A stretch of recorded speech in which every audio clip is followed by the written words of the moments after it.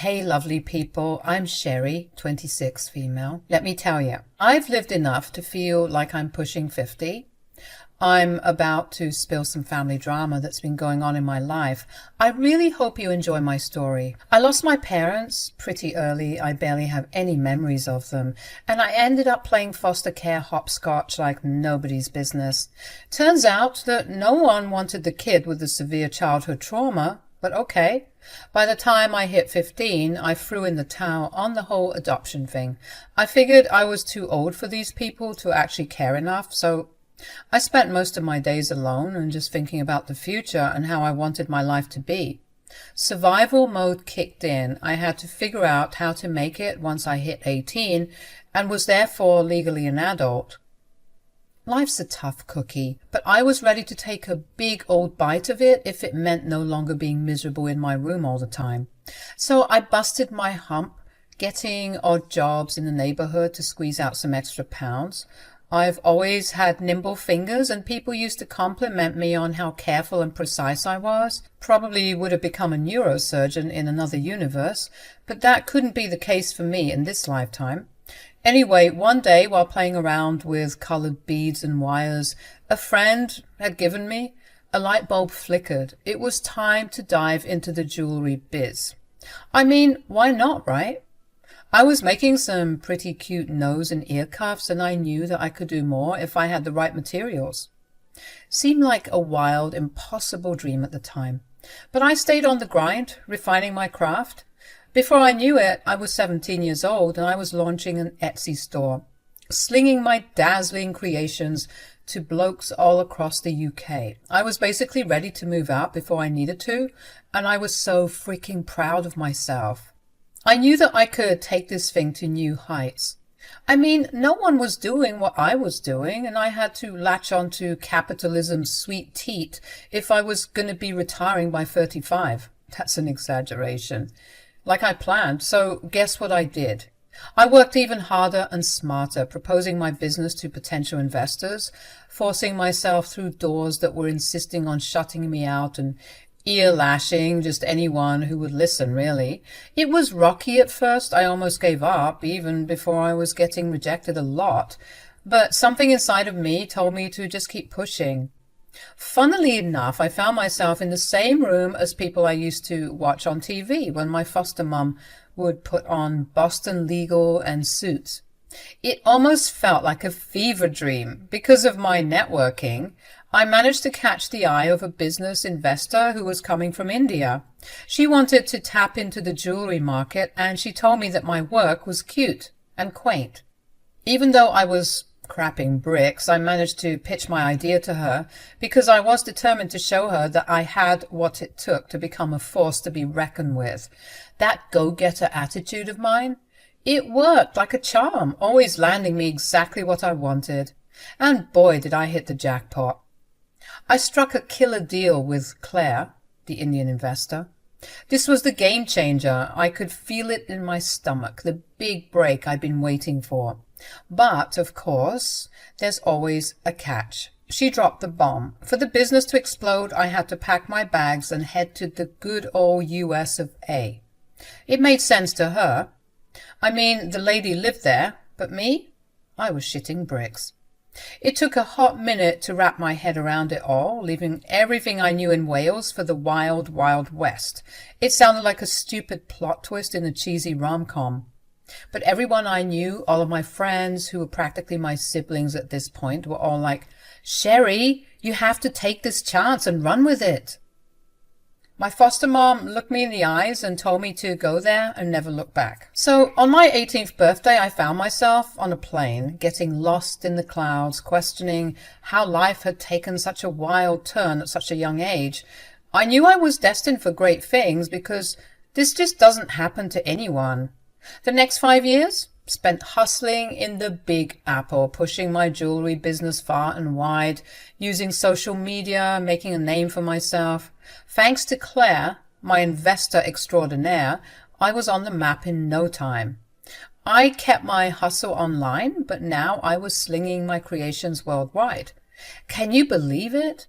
Excitement doesn't even begin to cover it. I was proud as heck of the woman I was becoming, thinking I could conquer the world. Like I said, 5 years had gone by and I was now at the golden age of 23. I found myself jetting off to Texas with one goal in mind: to skyrocket my jewelry business at a convention tailor-made for independent hustlers like yours. There I was, setting up my store and handing out some pamphlets, and then, as if scripted by the romance deities, I saw him, Bryce. Suited up, looking like he just stepped out of a fashion magazine. Sweaty hands and heart palpitations, oh, you bet. I had never felt this way before. It was crazy. Running a business since the tender age of 17 left my love life in the dust. I mean, I barely had the time. Texting friends back was a luxury, so going on dates was always a distant dream. I never opted to date, even casually, just because I didn't have the time and I didn't want my heart to be broken. Not very good for business. But seeing Bryce, it was like all those rational thoughts took a nosedive. Without a second thought, I found myself shuffling to his store. He didn't exactly give off the jewelry-making vibes. It seemed more like he was the helping hand to a friend. I'll admit I was super shy and awkward at first. Yet I managed to crack a smile and even a belly laugh from him. Score. We kept chit-chatting for a bit more, and in the end he did the unexpected. He asked for my number. You wouldn't believe how excited I was when Bryce just wouldn't stop calling and texting. It was like I'd cast a love spell on him or something. Cloud 9? More like Sherry in the stratosphere. He went above and beyond, even flying to New York for our dates. Months of casual dating turned into something more, and Bryce was ticking all the boxes: charming, sweet, kind, and most importantly, madly in love with me. So when he dropped the big question after 3 amazing years of being with him, I was over the moon. Cabo was where it all happened, on my birthday, with roses and a heartfelt proposal. Tears, the kind that's so unlike me, just flowed. Bryce had this way of turning the right cogs, making me feel soft and loved. We finished up the birthday and proposal celebrations, and we were soon after on our way from Cabo to Texas, ready to share our joy with his family. I was nervous as anyone would be, but I had even more cause for concern because of a certain someone who didn't seem to like me. Babe, are you sure your mom's going to be okay with this? Sherry, I promise you she'll love it. But you know how she acts when I'm around. She's just being a bit overprotective, you know. After all, I am her son. I know. It's just, she scares me, you know. I understand, babe, but I know her, trust me. All of that passive-aggressive crap she was doing is going to melt away the moment she sees that ring on your finger. She'll know for sure that I'm being serious and that I want to spend the rest of my life with you. Okay, babe, I believe you, I guess. A couple of days after settling back into Texas, there I was, stomach churning, seated at my soon-to-be mother-in-law's dinner table. Elnora had no clue about the storm brewing within me, and she carried on with her usual treatment. She was the nice, nasty Regina George type, always looking for an excuse to bully me without any real reason. At first, I thought it was just the typical hostility you get from in-laws out of protection and care, but that wasn't the case. Growing up in foster care didn't exactly expose me to different personality types. I used to think people like her only existed in the movies. Boy, was I wrong. She had this art of poking and prodding, just enough to feign innocence when called out for her rude and weird behavior. I'd always been a bit of a kiss-ass despite it, though, hoping she'd warm up to me and that I could kill her with kindness. But gradually, I caught on to the fact that if I was going to play this game, I would lose every time. The lady just didn't like me, but she sure knew how to cloak her aggressiveness in passive behavior. So, how was your birthday trip to Cabo? Oh, it was wonderful. I wasn't asking you. Oh. I'm just pulling your leg, Sherry. Of course I was asking you. You're the birthday girl, after all. How old are you again? Pushing 30 now, huh? Mom, stop it, please. Oh, Sherry knows that we're just joking, right, Sherry? Never mind that. Tell me all about it. God, I wish I tagged along. I could use a vacation. Cabo was perfect, Mom, and what made it even more perfect is the fact that Sherry had said yes to something I had been thinking about for a while now. Oh, what was it? Did you ask her to get that nose job I've been talking about? Seriously, Elnora? Oh, hush, you're so sensitive. Don't keep me waiting any longer. What's going on with you two? Bryce looked at me, a silent cue to spill the news, and I slowly pulled up my hand to show her the ring. His face lit up with obvious joy, while I was still a bit nervous, waiting to see how his mother would react. As for Elnora, her reaction was harder to pick apart. She just stared at us blankly, seemingly processing everything. After an awkward silence that felt like ages, Bryce, unable to contain his excitement, asked his mom if she was okay. Then, unexpectedly, Elnora burst into laughter. We exchanged confused looks, wondering what was going on in her mind. She started talking about how we got her good and warned us not to pull pranks at the dinner table. And this is when Bryce's mood took a sharp turn. He got super pissed at his mom. He yelled, questioning why she couldn't take anything seriously. He told her that a normal mother would be happy for her kid instead of laughing and passing it off as some joke. Elnora, looking desperate, tried to cover her tracks, claiming she was just overwhelmed by the news and that she was actually quite happy for both of us. Yeah, right. As if I wasn't surprised already, Bryce dropped a bombshell. And another thing, I don't think I'd have to say this, but considering how you're acting, I might need to, just so we're on the same page. Bryce, honey, I didn't mean to upset you. I was just... Let me finish. The way you've been treating Sherry is disgusting, and since she's my fiancée and soon-to-be wife, we'll both be expecting changed behavior. Oh, come on, Bryce. Aren't you being a bit too irrational? I told you. This is how Sherry and I joke, right, Sherry? Actually, Elnora, I've always had an issue with the way you speak to me. You talk down at me like I'm your lackey or a peasant, and I don't like it. I don't like it either. I just wanted to say that we would appreciate it if you started treating her with respect. Wow, I don't know what to say. How about I'm sorry? I apologize, Sherry. I didn't mean to hurt your feelings. I was shocked when Elnora actually apologized to me. It felt like a weight had been lifted off my shoulders. All I needed was an apology and changed behavior, and I was convinced that we could have a blast and be a big happy family. Something I never got the chance to have on my own. Dinner went on surprisingly well after that awkward encounter. Elnora wasn't rude to us at all, and we were chumming it up like we were old buddies. It was great. After dinner, Elnora found me in the kitchen tidying up and putting some dishes away. Hey, that pie was delicious, by the way. You're going to have to send me that recipe ASAP. Listen here, you little brat. I don't know what you told my son and where he got the idea that he could speak to me that way, but I'll be damned if I let an orphan wedge her way between us. Elnora, what are you talking about? You think you're so smart, don't you? Coming into our lives and turning everything upside down. Why don't you just go back to your little country with your tea and crumpets and leave us alone? You know what? This one's on me. I should have known that was a BS apology. You think I'd ever apologize to you? You've got another thing coming, and if you know what's good for you, you'll break up with Bryce. Why? So that you can get a chance with him? Newsflash, Elnora, he is your son. I don't know what kind of drugs you've been smoking, but he is a grown man, and he is in love with me, and I'm in love with him. So I'm not going anywhere. You just want him for his money. You're nothing but a gold-digging leech. For the millionth time, Elnora, I don't care about your son's money. I have my own.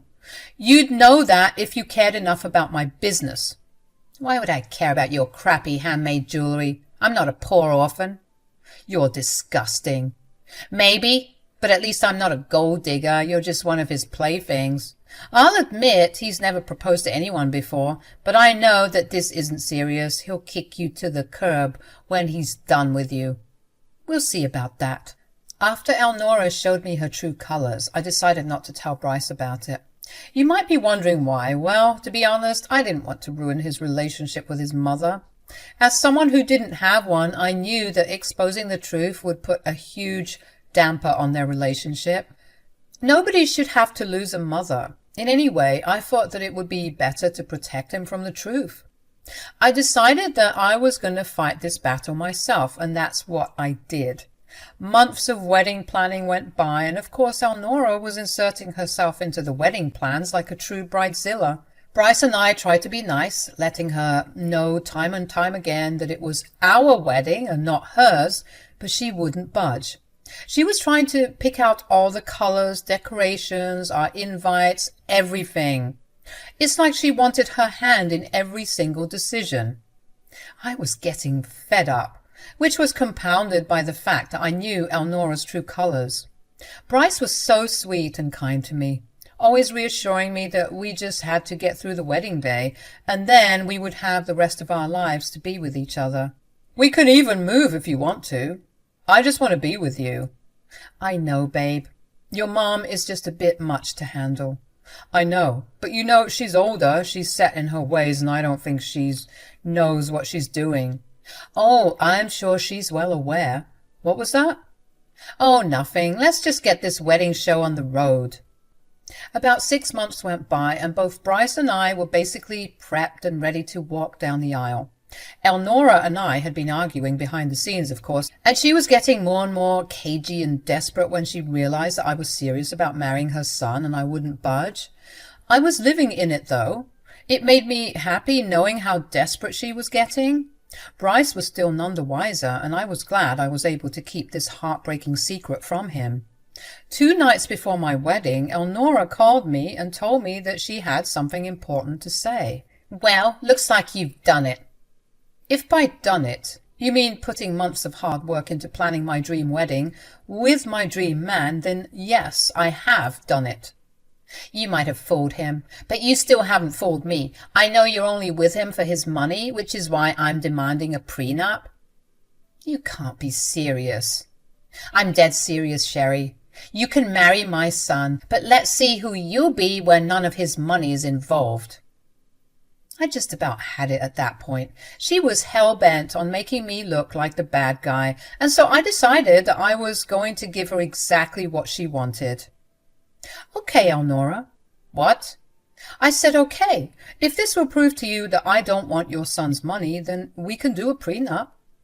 Oh, that was easier than expected, but I know you're probably planning and plotting something. At least you won't have his money. She hung up the call, and I started chuckling to myself, refusing to believe that Elnora was a real human being with a real human heart. Now, you all might be wondering how my business was doing after all these years, and let me just say that retiring at 35 might have originally been a joke, but it was now becoming a really big possibility for me. God had been so kind to me, allowing for my business to boom like this. I spent most of my days chilling at home, being a housewife because I had nothing better to do. My jewelry continued to sell like hotcakes, especially with the rise of the boho hippie aesthetic that a lot of Gen Z and millennials are now getting into. I had a net worth of $500,000, and I was only getting better with time. Bryce was always telling me how proud he was of me, defying all the odds and ending up where I was.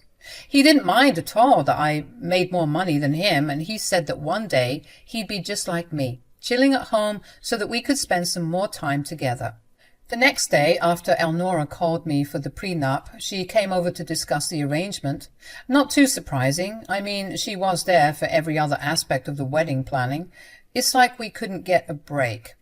Naturally, because we were discussing finances, Bryce and I had our bank account details opened up on our laptops so that we could practice our financial hygiene and budget some last-minute things for the wedding. Elnora arrived, being her fake nice self as always. When I mentioned the prenup to Bryce, he was a bit taken aback, but he respected my wishes, especially when I told him that the suggestion came from his mother. Like I said, Bryce didn't mind at all, so our meeting went well. After some time, he had to leave because he had some business to tend to, as well as seeing a lawyer about setting up the prenup officially, leaving me and my mother-in-law alone in the house. Elnora started laughing, saying that she ruined my plans, but I just rolled my eyes at her. I was closing my tabs, getting ready to go back to my office and tend to my own business, when Elnora turned pale all of a sudden. "What's the matter? Are you sick?"